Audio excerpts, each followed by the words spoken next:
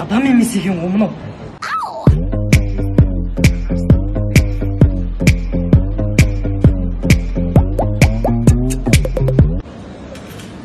Мынаны не ағып жүр?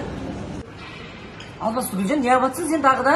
Сен алған заттарыңды уайымдап түнімен ұйықтай алмай, күндіз көзімізге шидіріп жүретін болдық қой, өлетін болдық, давление болды. Ақшаға батыр дейсің ба? 24 айға пайсыз бөліп төлейін деп жатырмыз. Еще Каспиретке береді бұл жер. Сапалы Сильвер деген number one Шымкентте алтын сататын жер. Асай сен де алтыннан қоқ көрген емес.